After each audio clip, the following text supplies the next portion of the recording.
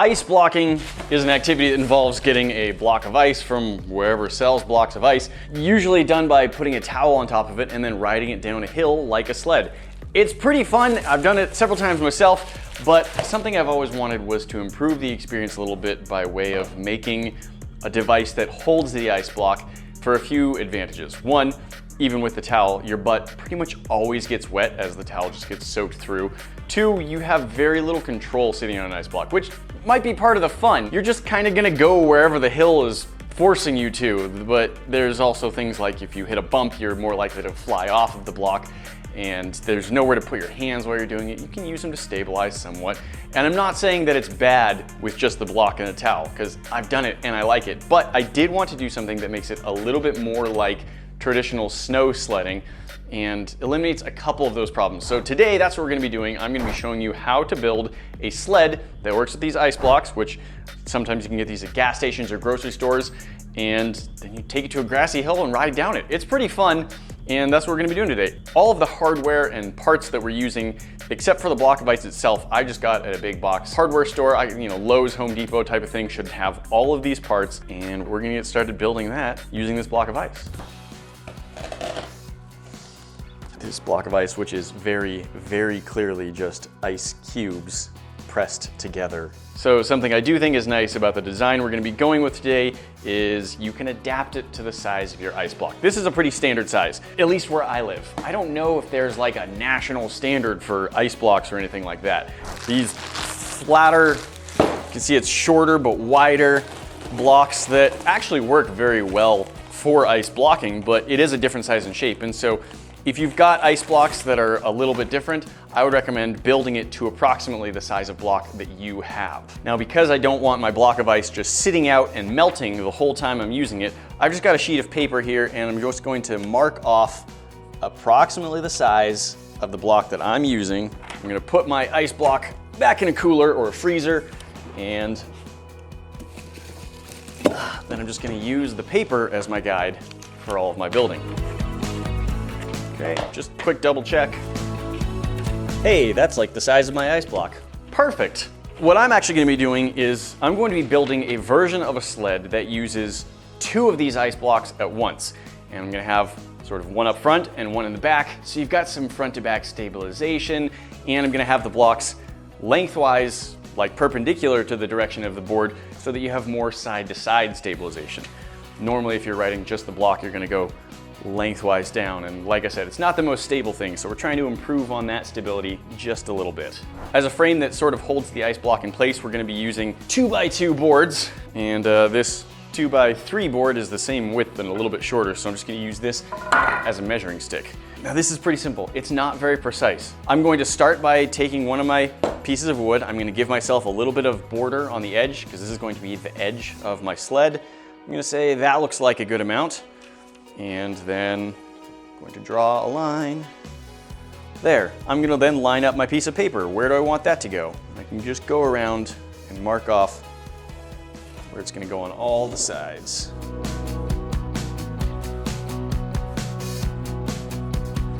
All right, not too complicated. I've got a line where I'm going to cut the edge of my board. I've got marks showing where each of my 2x2 pieces is going to go around, and I should have plenty of space for my two ice blocks. So at this point, the next step is to cut this piece off, so it's all we're working with. We don't have to work with the rest of the board. Let's do that. To secure all of the blocks in place, we're going to have 5 pieces of this 2x2. One that runs down either side, and 3, a top, middle, and bottom piece. Measurements don't have to be tremendously precise on this. We're intentionally leaving some space around the entire block, meaning if we're off by 1/4 of an inch or something, that's just part of the space we already left anyway.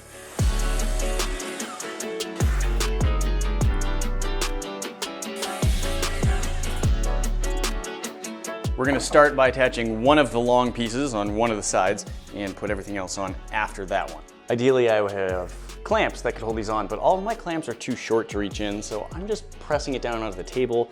I've marked a little bit on the edge how far in it comes, so I know where I'm lined up, and I'm just gonna use a couple of screws to hold it in place.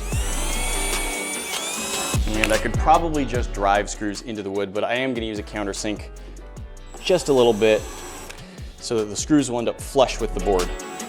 All right, now these boards on the ends can get attached just as they are, but the one in the middle, there's actually something we want to do first. In order to try and keep the ice block nice and connected to everything, we're going to have some screws driving through these blocks of wood sticking out on the other side. That should act as some little spikes that will grip onto the ice block and hold it where we want it to be. I'm gonna do 2 in each direction, which drilling holes is gonna be the same thing, but I'm gonna have 2 screws in each direction, so 4 holes total. I know what you might be saying to yourself, there's no point in turning the block over and drilling from the other direction. And you're right, still divot. I want screws that will stick through the wood and stick out a little bit, but not a lot. I'm not using a 4-inch screw. It's just gonna stick out, you know, a little less than ½ an inch on the other side. There you go, now you can see how those screws are sticking out a little bit, and that's something that the ice block should be able to lock onto. Now we need to attach all 3 of these cross pieces, as well as the longer piece on the other side, onto the board. I'm going to put some wood glue on, and then I'm just gonna let it sit for like 10 or 15 minutes so that I can turn it over and have those stay in place where I put them. All right, the wood glue has dried enough that I can now flip this over without worrying. I'm gonna go around and mark on the edges where all of my pieces are lined up with so that I'll know where to drill and add the screws.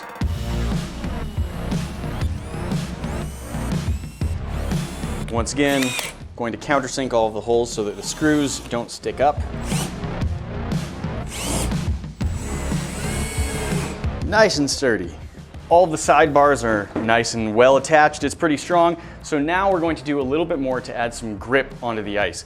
So to do that, we are going to drill some screws, some small ones, through the board, in through the back so they stick up here so the ice has something on there to hold it in other than just the side supports. I've got some small screws that are just barely longer than this piece of wood, and that way they'll only stick out about 1/4 of an inch to their side. We're not trying to drive them really far into the ice, just enough to give some grip.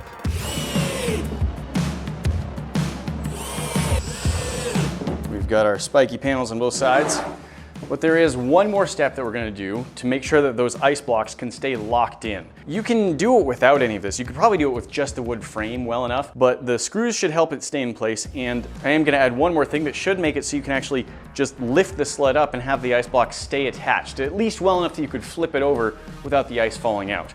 And that is, I'm going to drill holes into the sides here and add some hardware that lets us tighten down a bolt on the ice cube itself. That should be able to push it into these side spikes. It should be holding it from both sides, and that should just make it a lot more stable. All right, there we go. And we can now clamp down on our blocks of ice to hold them against these 2 screws and these bolts, as well as hopefully all of the small screws sticking through should be helpful. Ugh. So at this point you could ride this, it would work, but it's not the most convenient or comfortable. There was a couple other things that I wanted in an ice block. One, I wanted something better to hold on to. So we've got a couple of handles that we're going to be installing on the sled. Just barely am still able to turn that.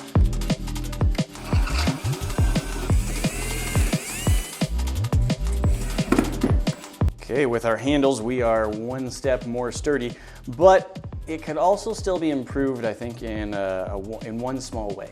And this is both for comfort and maybe a little bit of keeping your butt dry. This is a roll of floor mat foam designed to, reduce fatigue if you stand around in a workshop or a kitchen all day. Just got this at Home Depot. It was like 20 bucks for the whole roll, and we're just gonna cut this to size and make a nice pad to sit on as we're sledding down our hill.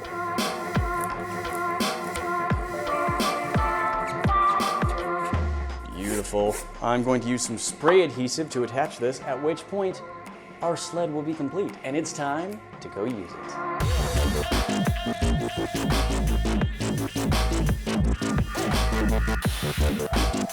Look at that. It's beautiful. It's so comfortable to sit on too with that padding. Let's go try it out. Here we go.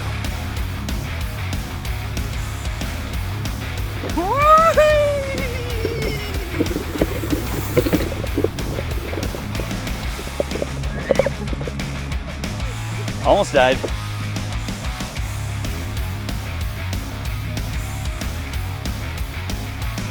So I didn't just build the one sled. This is the one that I built on camera for you guys. You know, it's got the seat and the handlebars and all that. But I built a couple other versions as well, including I showed you that flattened, not quite normal shaped ice block that they happen to have. I actually built a sled that works with that one, and that's just the single block. So everything else is pretty much the same. You got the padding, you got the handles, but with only one block, it's less stable. It's also a little bit faster. There's less in contact with the ground, so you can go a little faster. You do have to self-balance a bit more because it doesn't have as much holding you to the ground. And then just because I, don't really care about personal safety enough, I also tried building a snowboard sort of model that is designed to stand up on. So there's no handles, there's grip tape, and I'll tell you something, it's pretty much impossible to steer on this at all.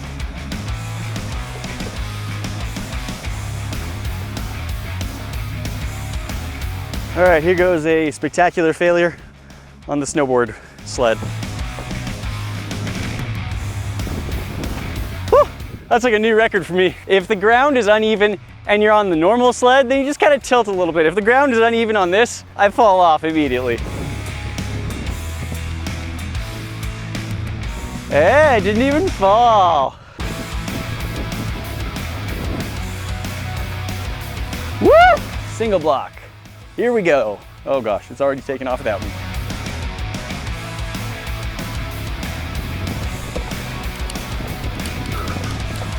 Whee! So yeah, this one's a little bit more like your traditional ice blocking where you just put a towel on top of it, but you have handles and a more padded seat and your butt doesn't get wet. So all of those to me are pluses. We are getting ready for a race. We've got a 2-block sled, a 1-block sled, and another 2-block sled, but with the weirder shaped ice cubes, which are probably actually better for this. So yeah, the judgment will be determined by whatever we think happened when we get to the bottom of the hill. By him. Steven is gonna tell us who won. All right, since you declare who wins, you should declare when we start. Set, go! Oh, I'm losing. Ah! Yep, those ice blocks are way slicker. These ones get there eventually. If you keep using them, they like wear down and get all smooth.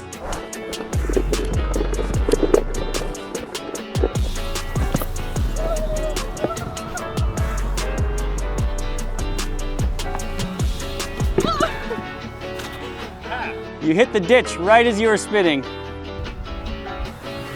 Woo!